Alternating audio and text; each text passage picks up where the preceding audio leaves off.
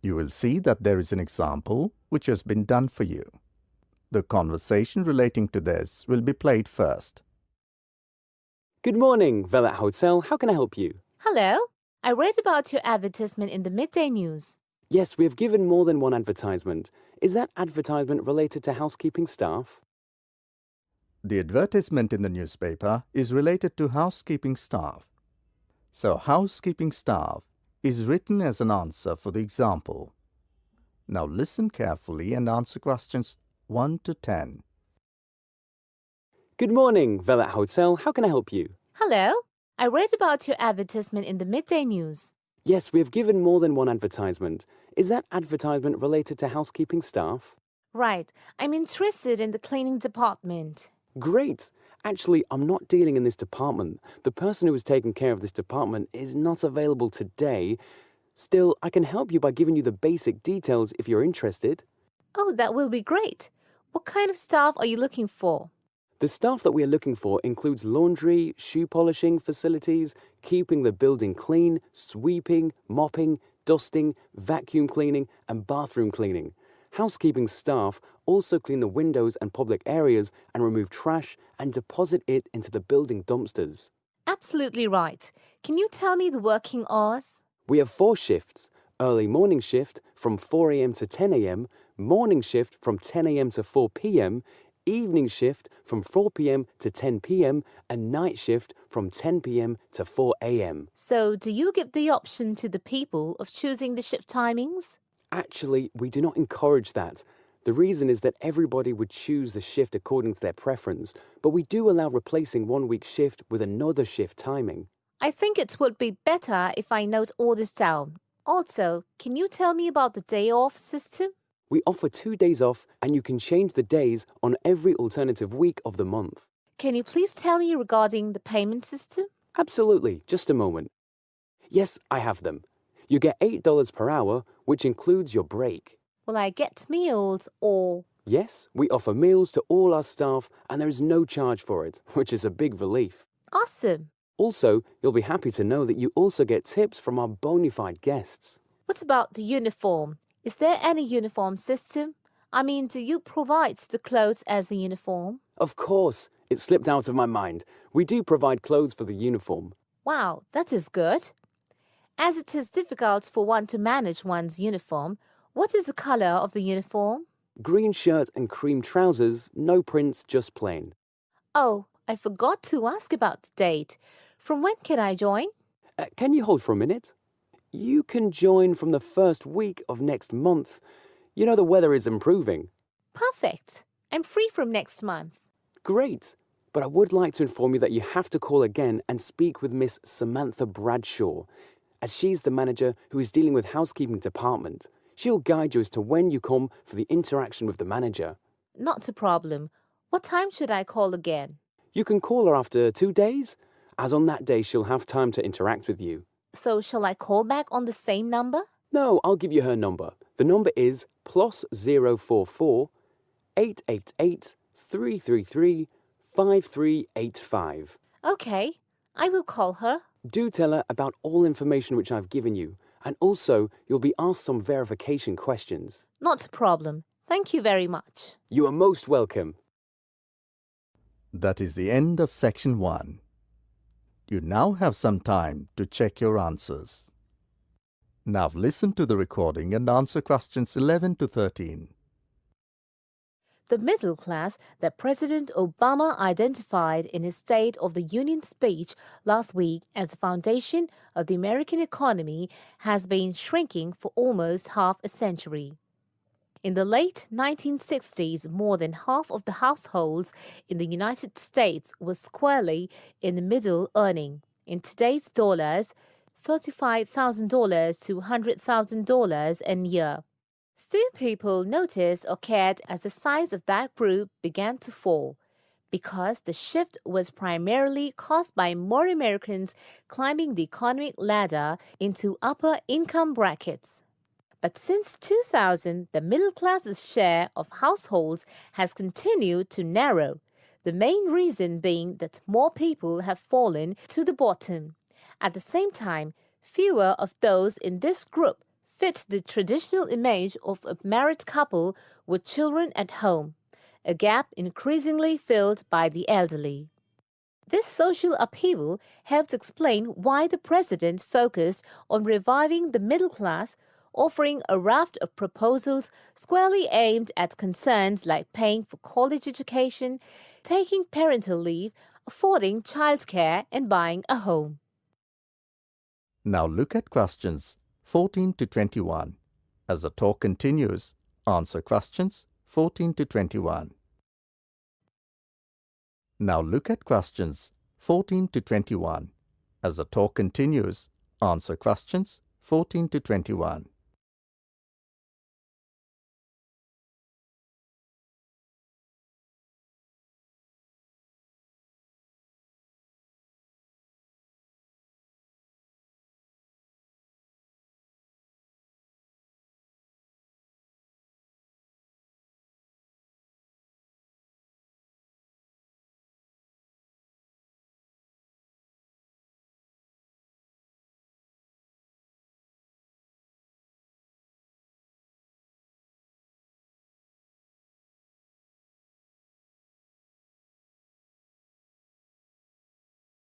Middle-class economics means helping working families feel more secure in a world of constant change, Mr. Obama told Congress and the public.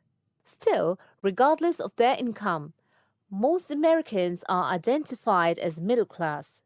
The term itself is so amorphous that politicians often cite the group in introducing proposals to engender wide appeal. The definition here starts at $35,000, which is about 50% higher than the official poverty level for a family of four and ends at the six-figure mark. Although many Americans in households making more than $100,000 consider themselves middle class, particularly those living in expensive regions like the Northeast and Pacific Coast, they have substantially more money than most people. However, the lines are drawn. It is clear that millions are struggling to hang on to accoutrements that most experts consider essential to a middle-class life. I would consider middle class to be people who can live comfortably on what they earn, can pay their bills, can set aside something to save for retirement and for kids in college, and can have vacations and entertainment, said Christine L. Ovens, Executive Director of the National Employment Law Project, a Lifts Learning Research and Advocacy group. That is the end of section 2. You will now have some time to check your answers. Now turn to section 3. Section 3. In this section, you will hear an interview conducted by an interviewer Spiegel with the scientist Peter Piot, who discovered Ebola, a dangerous disease. Both of them are conversing about the disease and its origin. First look at questions 22 to 26.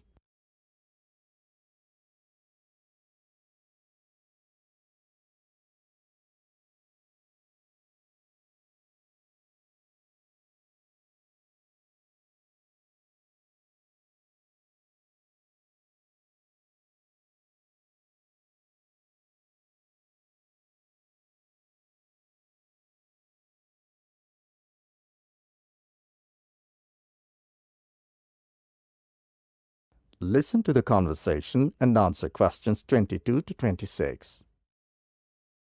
Professor Piot, as a young scientist in Antwerp, you were part of the team that discovered the Ebola virus in 1976. Can you tell how did it happen? I still remember. Some day in September, a pilot from Sabina Airlines brought us a shiny blue thermos and a letter from a doctor in Kinshasa, in what was then Zara in the thermos. He wrote there was a blood sample from a Belgian nun who had recently fallen ill from a mysterious sickness in Yambuku, a remote village in the northern part of the country. He asked us to test the sample for yellow fever. These days, Ebola may only be researched in high-security laboratories. How did you protect yourself back then? We had no idea how dangerous the virus that we were dealing with was.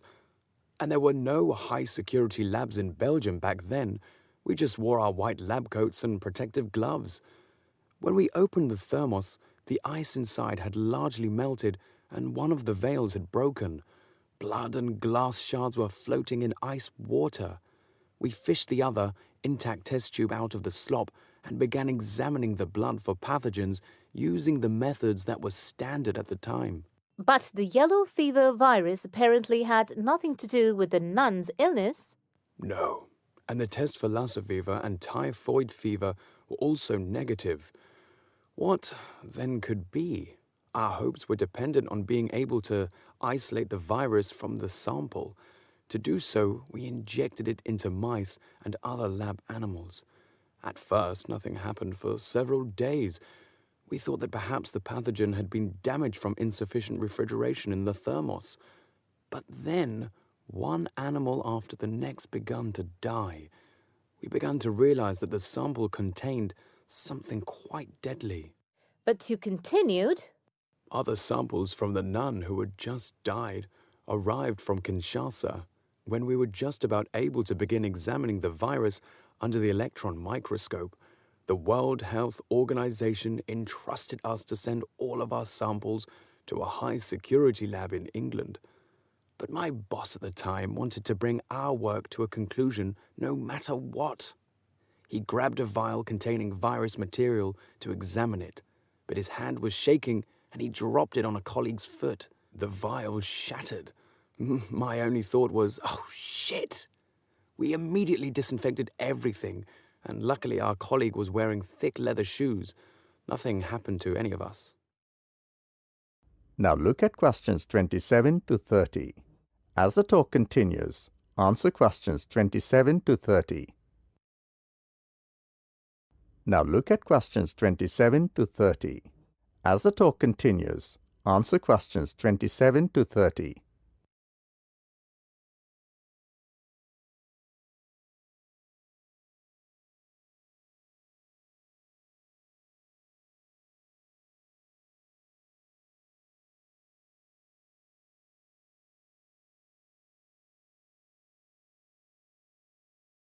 In the end, you were finally able to create an image of the virus using the electron microscope. Yes, and our first thought was, what the hell is that?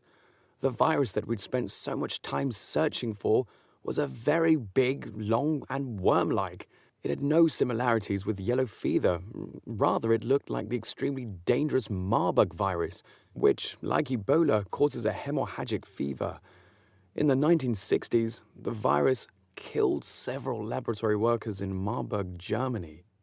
Were you afraid at that point? I knew almost nothing about the Marburg virus at the time. When I tell my students about it today, they think I must be from the Stone Age. But I actually had to go to the library and look it up in the Atlas of Virology. It was the American Center for Disease Control which determined a short time later that it wasn't the Marburg virus, but a related unknown virus.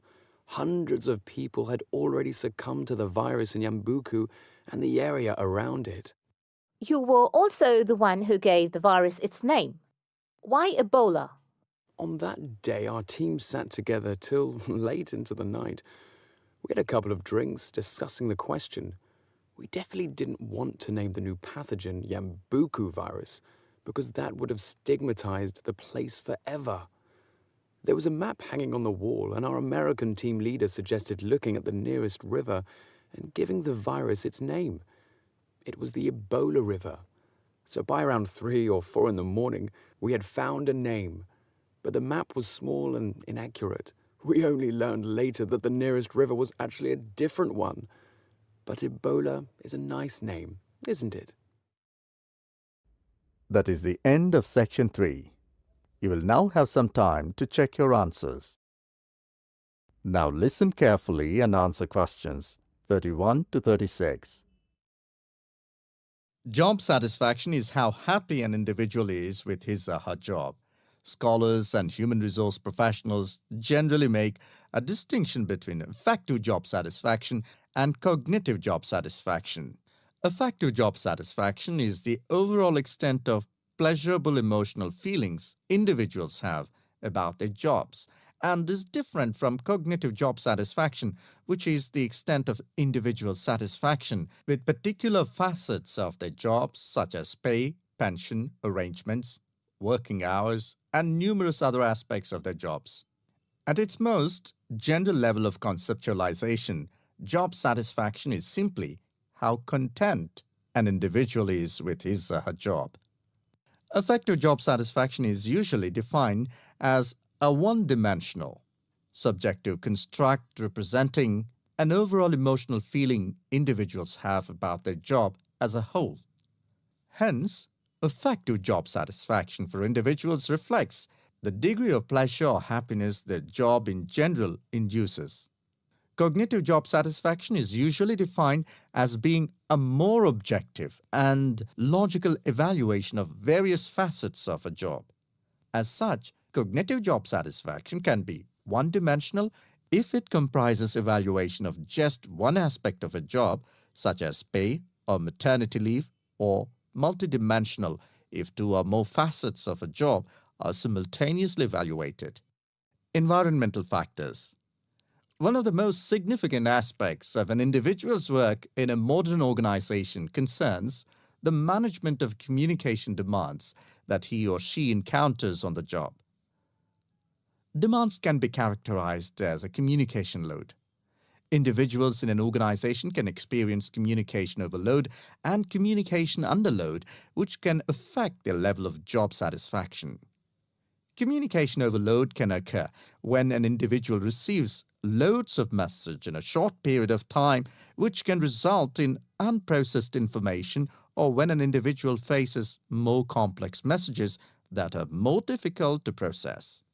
Due to this process, given an individual's style of work and motivation to complete a task, when more inputs exist than outputs, the individual perceives a condition of overload which can be positively or negatively related to job satisfaction.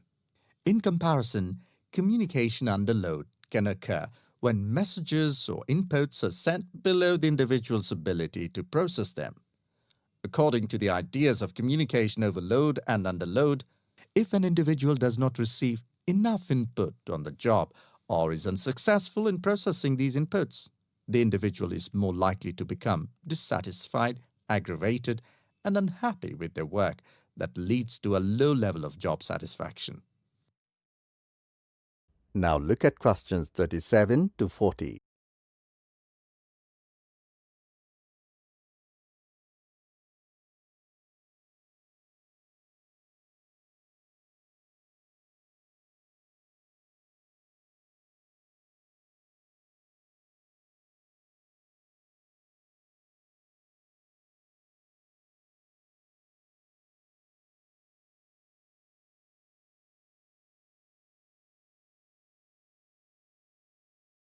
Now listen to the second half of the recording and answer questions 37 to 40. Superior subordinate communication. Superior subordinate communication is an important influence on job satisfaction in the workplace. The way in which subordinates perceive a superior's behavior can positively or negatively influence job satisfaction. Communication behavior, such as facial expression, eye contact, vocal expression, and body movement, is crucial to the superior-subordinate relationship. Nonverbal messages play a central role in interpersonal interactions with respect to impression formation, deception, attraction, social influence, and emotional bonding. Individuals who dislike and think negatively about their supervisor are less willing to communicate or have motivation to work, whereas individuals who like and think positively of their supervisor are more likely to communicate and are satisfied with their job and work environment. A supervisor who uses nonverbal immediacy, friendliness, and open communication lines is more likely to receive positive feedback and high job satisfaction from a subordinate. Strategic employee recognition. Employee recognition is not only about gifts and points. It's about changing the corporate culture in order to meet goals and initiatives, and most importantly, to connect employees to the company's core values and beliefs. Strategic employee recognition is seen as the most important program, not only to improve employee retention and motivation, but also to positively influence the financial situation. The vast majority of companies want to be innovative, coming up with new products, business models, and better ways of doing things. However, innovation is not so easy to achieve. A CEO cannot just order it and so it will be achieved. You have to carefully manage an organization so that over time innovations will emerge. Individual factors. Mood and emotions form the effective element of job satisfaction. Moods tend to be long-lasting, but often weaker states of uncertain origins, while emotions are often more intense, short-lived, and have a clear object or cause. Positive and negative emotions were also found to be significantly related to overall job satisfaction. It was found that suppression of unpleasant emotions decreases job satisfaction, and the amplification of pleasant emotions increases job satisfaction. There are two personality factors related to job satisfaction: alienation and locus of control. Employees who have an internal locus of control and feel less alienated are more likely to experience job satisfaction, job involvement, and organizational commitment. The characteristics like high self-esteem, self-efficacy, and low neuroticism are also related to job satisfaction. That is the end of section 4. Now you have some time to check your answers.